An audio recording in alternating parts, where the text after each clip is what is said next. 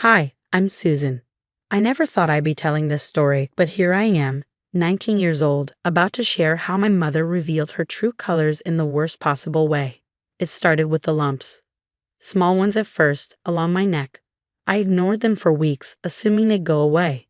Then came the night sweats, the exhaustion that no amount of sleep could fix. Ashley, my best friend, was the first to notice. "Girl, you look awful. Have you seen a doctor?" She asked during one of our late-night study sessions. "It's probably just stress from finals." "No way.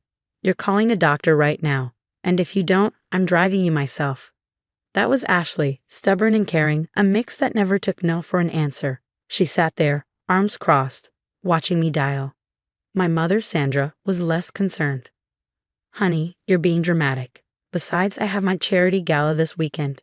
You know how important these events are for our image." That was my mom, always more worried about appearances than reality. Living in her mansion with Richard, my stepdad, she had transformed into someone I barely recognized. Designer clothes, country club memberships, the perfect socialite. Then came the test results.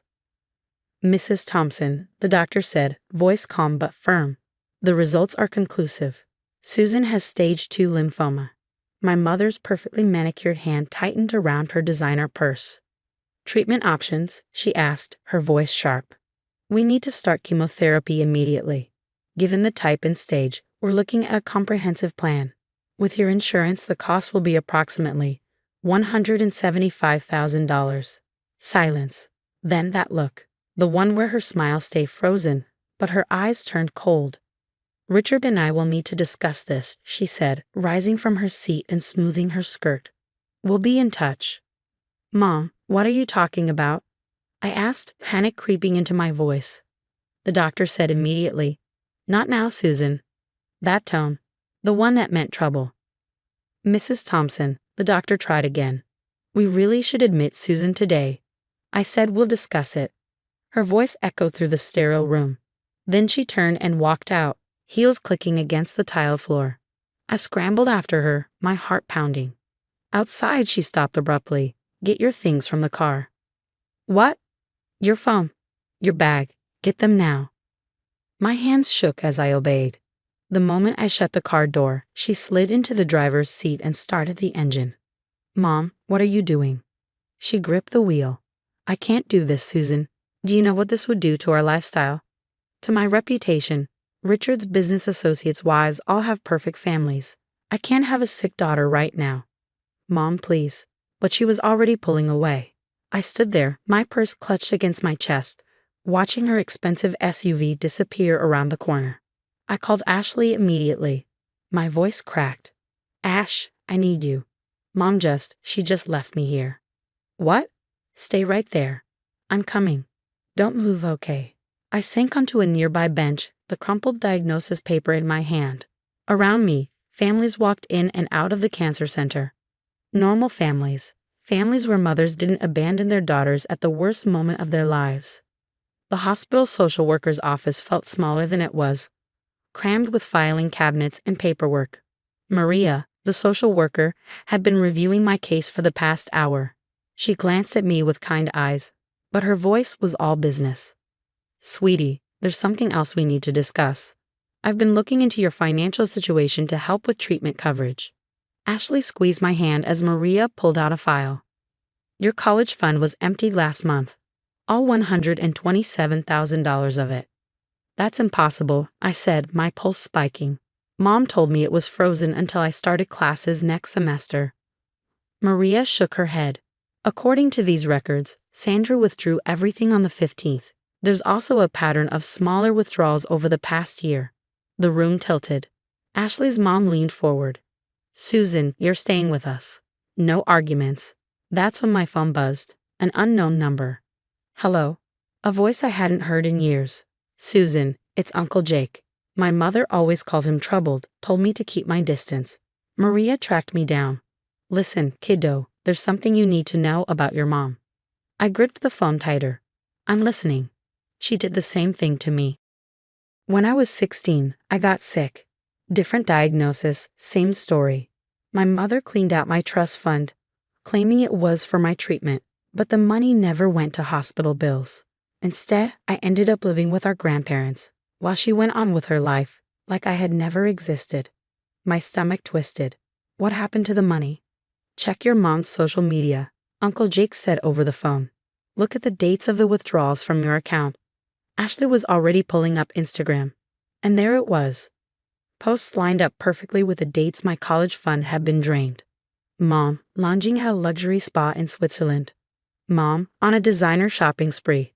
Mom, posing next to a brand new sports car. Self-care journey, the caption read. Ashley zoomed in on another post. That necklace she's wearing, Susan, isn't that the one she said was a family heirloom? I swallowed hard. Yeah. Except according to the caption, she just bought it at Cartier. $40,000 worth of family heirloom. Maria, the social worker, cleared her throat. There's more. I barely had time to process before she slid another file in front of me. Your mother had access to a custodial account set up by your biological father. That's been drained too. My hands clenched into fists. Those funds were supposed to be for emergencies. For something exactly like this. Uncle Jake's voice crackled through the phone. I'm catching the next flight out. Don't let her near any other accounts. Ashley's mom pulled me into a hug. We'll figure this out, sweetheart. The important thing is getting you healthy. The treatment center has financial assistance programs, Maria added, flipping through more papers.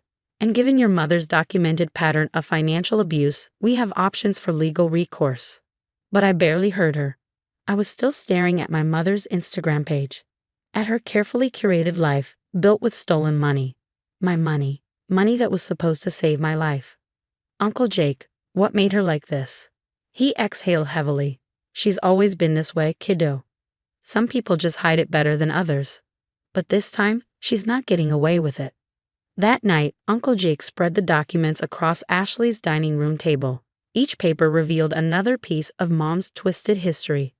Look at this, he said grimly. She did the same thing to 3 different relatives. Emptied their accounts, disappeared, then showed up years later like nothing happened. Ashley recorded everything on her phone. The dates matched perfectly with her social media posts.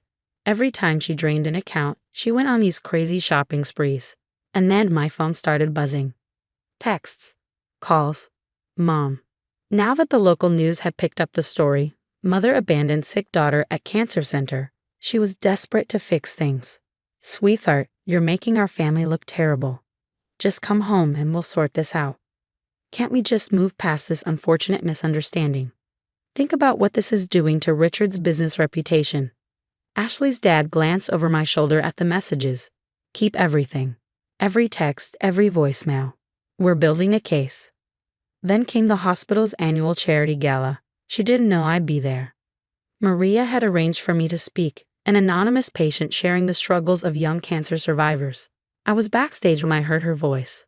I've donated thousands to this hospital, she was saying, smooth as ever. My daughter Susan is a patient here. She's just confused right now, going through a difficult time. I stepped onto the stage. My headscarf was neatly arranged, my hands steady. Really, Mom? My voice rang through the hall. Is that what you call stealing my college fund and abandoning me after my diagnosis? Silence. Richard, my stepdad, stood up from his table.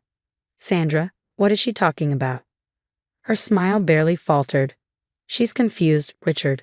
The illness is affecting her judgment. Uncle Jake's voice cut through the room. Should we talk about what happened when I got sick at 16, Sandra? Or about Cousin Anna's trust fund? Mom's mask cracked. You shut your mouth, she snapped, her voice shrill. You've always been jealous of my success. Uncle Jake laughed bitterly. Success? You mean the money you stole from your sick daughter? She lunged toward the stage. Her designer dress caught on a chair. You ungrateful brat. I gave you everything. My heart pounded. But my voice didn't shake. You gave me nothing. You took everything. Richard turned to Uncle Jake, eyes scanning the documents. His face turned ashen. The company donations, Sandra, tell me you didn't. Her mascara was running now. Richard, baby, I can explain. Explain what? He shot back. How you've been stealing from your own daughter? From the hospital's charity fund. Desperate, she turned to the crowd. You don't understand. I deserve nice things. I've worked so hard to fit in with all of you. Ashley stood up, phone still recording. Is that what you call stealing from cancer patients? Working hard? Mom lost it, screaming, pointing at everyone. They're lying. They're all lying. I'm the victim here. Security started moving in. Richard turned to Maria. Get me the treatment paperwork. I'm covering everything. And as they dragged her from the ballroom, her shrieks echoed against the walls. You can't do this to me. Do you know who I am? Turns out, we all finally did. 6 months into my treatment, the courtroom felt colder than the chemo room. The prosecutor laid out everything. Every stolen dollar. Every abandoned relative. Every manipulative message.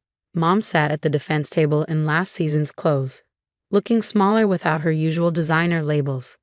The defendant showed a clear pattern of financial exploitation, the prosecutor stated, targeting Miss Thompson during her medical crisis.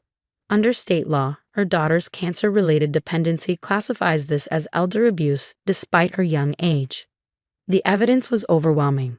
Uncle Jake's medical records, the drained accounts, the texts, the videos from the gala.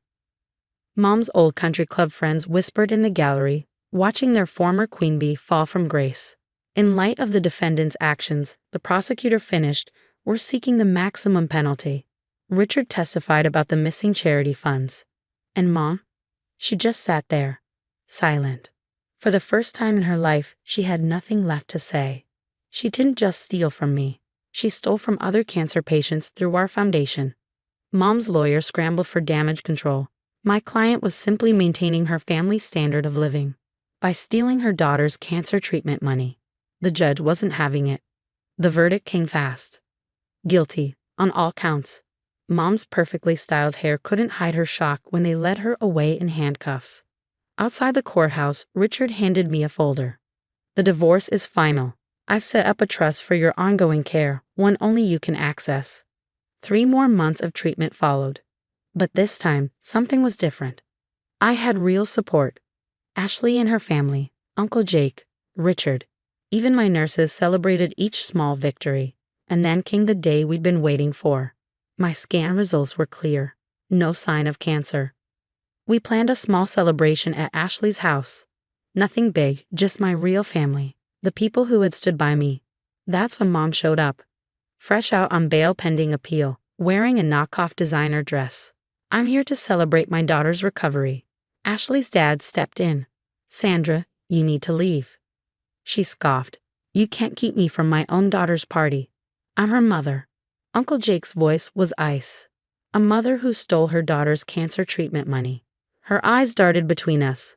I did everything for her. I sacrificed. I finally found my voice.